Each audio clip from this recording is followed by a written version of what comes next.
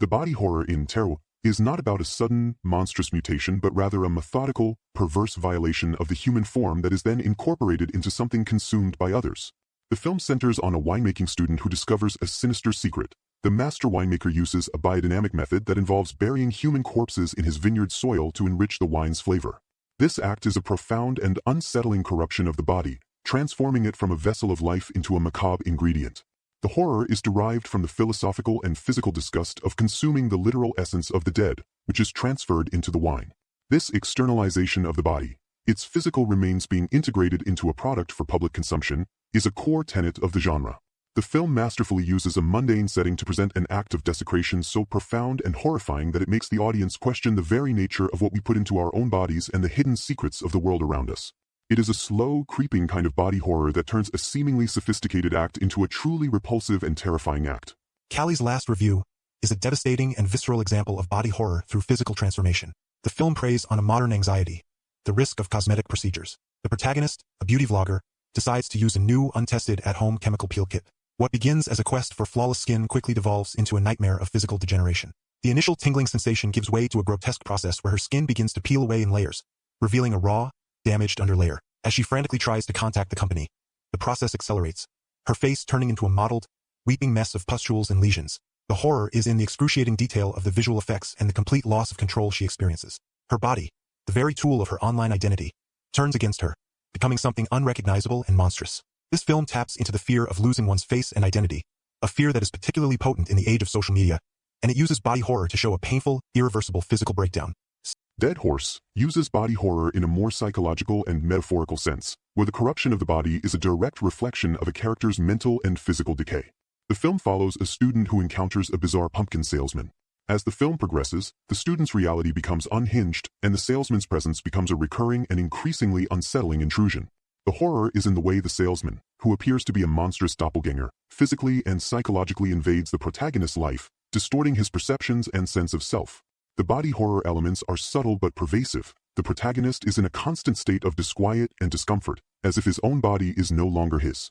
The physical appearance of the salesman, with his gaunt face and sinister grin, is a visual representation of a malevolent force that is preying on the protagonist's sense of self, using his body and his reality as a canvas for its horrific art.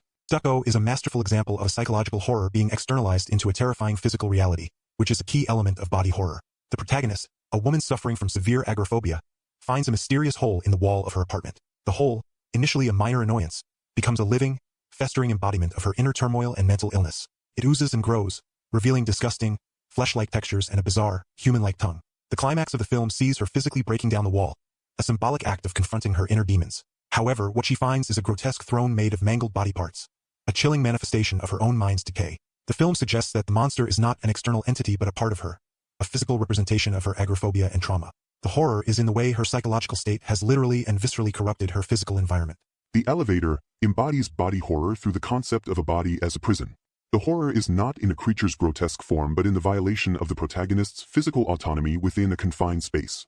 Trapped in a malfunctioning elevator, the main character is subjected to an unseen, malevolent force that speaks to her, forcing her to confront an abyss of fear. The horror is derived from her body's response to extreme psychological torment. The claustrophobic environment amplifies her anxiety and leads to a profound physical and mental breakdown. Her body, in this context, is no longer a safe vessel but a site of torture.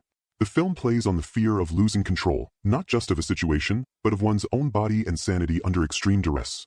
It is a slow-burn body horror that focuses on the subtle ways a person can be physically broken down from the inside out. Guts is a visceral exploration of the fear of internal decay and bodily corruption. The protagonist, a young man, becomes increasingly paranoid and disturbed by the thought that something is fundamentally wrong with his body. He is convinced that a foreign object or entity is inside of him, eating away at his insides. The film is a masterful psychological descent that focuses on the most intimate and unseen parts of the human body, its internal organs. The horror is in the protagonist's growing obsession with his own guts and his ultimate struggle against his own physical form, which he no longer trusts.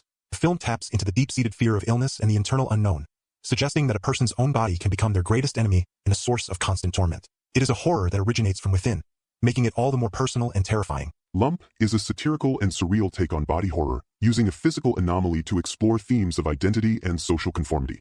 The protagonist, an unpopular man, suddenly develops a beautiful, fleshy lump on his head. While it doesn't fit the traditional grotesque mold of the subgenre, The lump is a body horror element because it is a physical part of him that is unnatural and alien. The horror comes from the way the lump physically and psychologically corrupts his life. It becomes his entire identity and an object of perverse desire for others. The film shows how a person's body can be objectified and used against them. The lump is not just an adornment, it is a parasitic growth that consumes his relationships and sense of self, embodying the genre's focus on the body as a site of both fascination and revulsion. Pete's putrid peas is a literal interpretation of the phrase, "You are what you eat." The protagonist's body grotesquely mutates after a strange, he-only diet. The horror is introduced early and ramps up with a shocking and disgusting progression. His body begins to physically rot and sprout grotesque, pea-like growths. The film is a straightforward and visceral take on the subgenre, showing the terrifying consequences of an unnatural act committed against one's own body. The horror is in the visual transformation, the skin becoming sickly, and the bizarre growths that are a direct physical manifestation of his poor dietary choices. It's a cautionary tale about the body's vulnerability to extreme decisions and the ways in which it can rebel in the most repulsive ways possible. All Girls utilizes body horror as a powerful metaphor for the cutthroat world of competition and the pressures placed on women. The film's horror is not from a traditional monster but from a physical corruption that is a consequence of the girls' extreme ambition. As they prepare for an intense competition, their bodies begin to experience unsettling changes that are both a result of their physical exertion and a symbol of their psychological decay. The film implies that their bodies are being pushed beyond their limits, leading to grotesque physical transformations. It uses body horror as a weapon of expression, where the characters' bodies are subjected to extreme psychological and physical violations as they fight each other for success. The film suggests that the pursuit of perfection can physically and mentally consume a person, turning them into a monstrous version of their former self. Body is a classic possession horror story with a modern twist, making it a perfect example of body horror.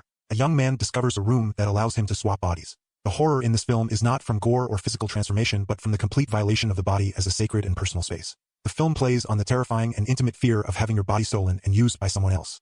The body becomes a vessel that can be easily possessed, and the protagonist is left to confront the existential horror of his own physical form being no longer his. The narrative explores the vulnerability of the body and the terrifying reality that one's identity can be ripped away simply by another person inhabiting their flesh. This is a subtle but deeply unsettling form of body horror that focuses on the psychological trauma of physical violation.